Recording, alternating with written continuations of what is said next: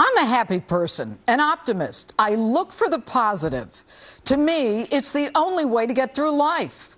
Broadway boasts the sun will come out tomorrow, and I'm good with that. But too bad Broadway's sun can't break through Washington's clouds. So don't tell me and lie to me and say that the sun's out when it's pouring rain. And don't give me a political speech all patriotic and sunny when the flood is so high animals are lining up 2 by 2. Hello and welcome to Justice. I'm Judge Jeanine Pirro. Thanks for being with us tonight. Speaking of animals, I watched the president's 6th State of the Union address with my 2 standard poodles. I'm not quite sure who the president was talking to, but none of it rang true to the 3 of us. Right now, my 2 poodles are camped out on a dock waiting for an ark to come by. But then again, it's nothing new. And to paraphrase another Washington paragon, what difference does it make? Well, I'll tell you what difference it makes. Lies threaten your future and your children's future. Yet in an uncertain world, with an uncertain economy and an uncertain future, the president's highlight? A minimum wage increase for federal contractors only. Really? You talk minimum wage while Iran races toward a nuclear weapon, while you reverse the sanctions against Iran as people with terminal illnesses lose their health care because you lied to all of them. And you are trumpeting the minimum wage? And then you pump up the night by telling us the economy has never been better. We have more manufacturing jobs than we did in the 1990s.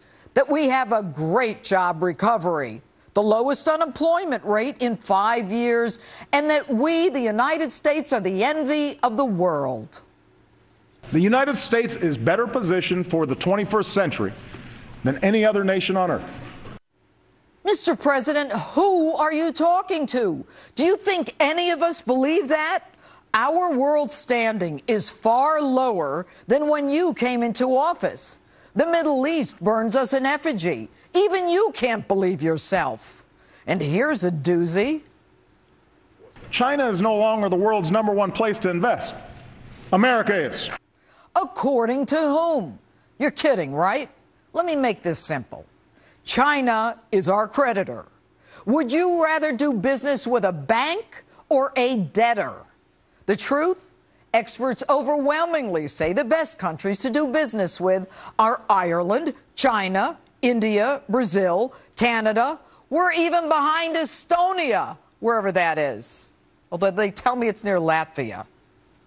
Anyway, in this one, we have the lowest unemployment rate in 5 years. Well, of course we do.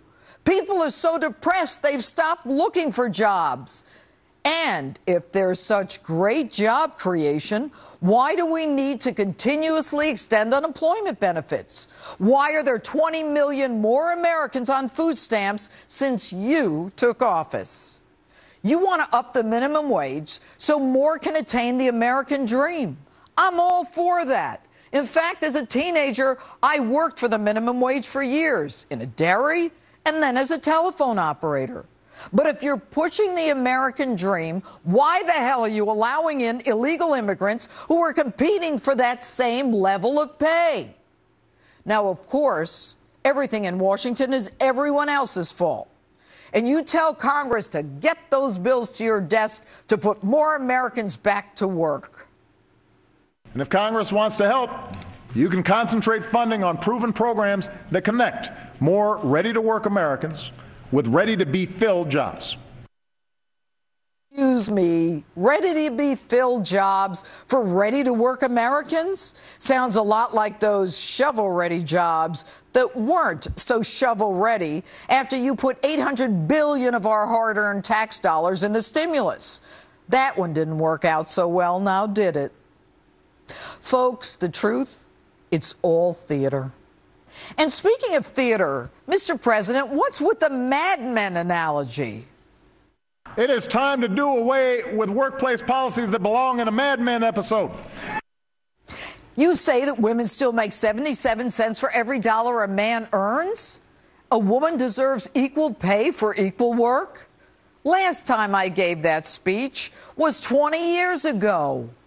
Have you ever heard of the Equal Pay Act of 1963, Title VII of the Civil Rights Act, or the Lilly Ledbetter Fair Pay Act? How dumb do you think we really are? And Mr. President, here's a thought. Stop using my wallet and my reproductive organs to instill fear in me and co-opt me into thinking that only you and your party are on my side and that everyone else has declared war on me. Stop pandering, deceiving, and bullying us into thinking that we women are victims. We're doing just fine. Thank you very much. And speaking of bullying, you bring the full weight and authority of the United States Department of Justice against the Little Sisters of the Poor who've devoted their lives to caring for the sick and dying elderly because they follow their religious beliefs, their First Amendment freedom. You even sound like a bully. I'm going to do what I want when I want. But America does not stand still, and neither will I. So wherever and whenever I can take steps without legislation to expand opportunity for more American families, that's what I'm going to do. Where are you taking your lead from?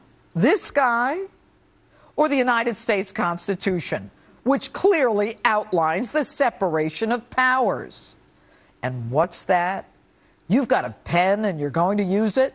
You're not going to wait for Congress and you're going to use it to help the middle class? Here's an idea. Take that pen and approve the Keystone Pipeline. Your State Department, after 2 years and countless environmental impact statements, says it's safe. The issue, you're not even going to get to it till this summer. Why? Thousands of American jobs, not to mention a boon to the local economy. Long-term energy independence. Sign it. You got a pen and you're going to use it? Take that pen and send a memo to Eric Holder to stop your crusade against Catholics and the Little Sisters of the Poor. You're going after the Little Sisters of the Poor is your war on women.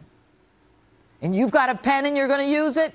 Take that pen and force the private sector to protect our grid against the electromagnetic pulse. And your Obamacare numbers, they ain't so rosy either. Don't try to kid us into thinking that all is well when people with terminal illnesses have lost their insurance and more are signing up for Medicaid than anything else. You say that we're coming together, but you won't reach across the aisle. You call your political opponents arsonists and terrorists. You belittle anyone who disagrees with you. This is all theater. Unfortunately, Mr. President, the sun ain't coming out tomorrow, and gloomy skies are in the forecast until at least 2016. And that's my opening statement. With me now, former